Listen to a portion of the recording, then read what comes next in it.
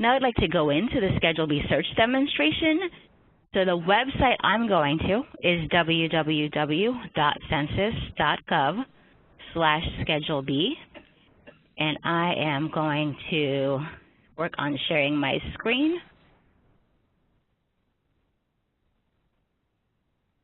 Okay. I trust everybody can see my screen because at this point I'm kind of flying blind. Like, I can see what I can see, but what I can't see is what it is that you can see.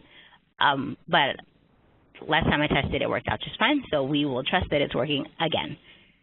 Once you're on this main website, which is census.gov/Schedule B, there are a couple of places where you could hit search. They're not all the right places to go. So there's a search up here, which is not where you want to be. Rather, you want to use this search in the middle, which is the one I have circled on the slide. So this takes you directly to our external search. And our Schedule B search engine is here. It's very simple. It's not too hard to use. It recognizes a lot of real-world terms. What it doesn't recognize, though, is a lot of proprietary terms. So you're not going to always be able to list name brands and things like that. Let's see. Just some notes on this page. If you wanted to watch a video, there's a training video option here.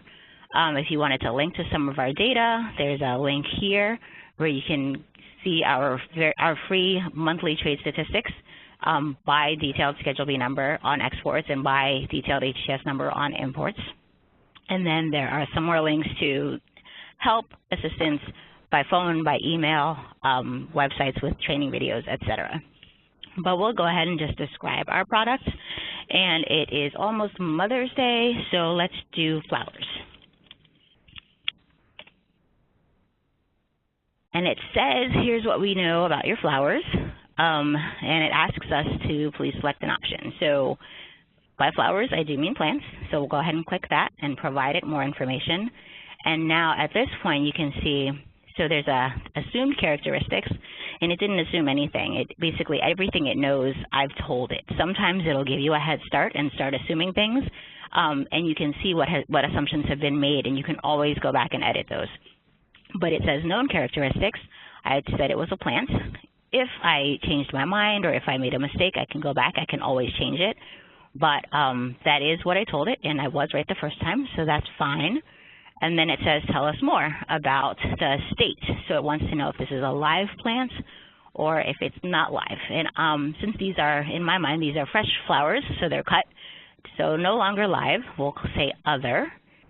And then under treatment, it wants to know, are they fresh or are they other? And I already decided they were fresh flowers. So now it wants to know what kind of flowers we have. Let's go with roses, because those are pretty popular. And here, scrolling down, is my 10-digit Schedule B number for roses. That's 060311 followed by 4 zeros. Notice if you go all the way to the right, my unit of quantity is X, which means that there's no quantity required. It's always good to double check that you're in the right heading to make sure that you didn't somehow think you found the right detail, but you ended up putting the right detail in the wrong place, and so you're really in the wrong place. So yeah, my heading says that I'm in cut flowers, and then my subheading says that they're fresh, so we're definitely in the right place. If I didn't want roses, let's say other than roses, the nice thing about that is it actually lists out everything that came before, so I can see that if I use this classification code, which is the last classification code, the other 060319 0100, that means these are my fresh cut flowers other than roses, carnations, orchids, chrysanthemums, lilies. It's just whatever's left after those. I want to draw your attention to the legal notes, which is this tab up here. It's something that we suggest people always check on just to make sure that they're not overlooking a glaring misclassification. Oftentimes there will be something in the legal notes that say, actually, if you're looking for this specific thing, you shouldn't be here at all. You should be in this chapter instead. But there's nothing highlighted here. So it will tell you, like if you were looking for flowers and if there's anything about flowers in these notes, that'll come up. So you don't even have to read the whole thing. I recommend you skim the whole thing, especially when it's as short as this one. But the highlight feature is a nice one because you don't have to do too much work to make sure you're not missing anything super important. And that done, let's go back to our presentation. So I've given you here a little example of a cross search example. You can see that I typed in here steel brackets, and if you were to do a search, it would come up with a list of possible rulings that talk about steel brackets. So for example, you can see the first one, it talks about the tariff classification of automotive brackets. You're able to sort your search results by relevance or by date. You can choose either from the most recent date to the earliest date or from the earliest date to the most recent date. I like to sort mine sometimes looking at the most recent rulings in case there's been some kind of a change.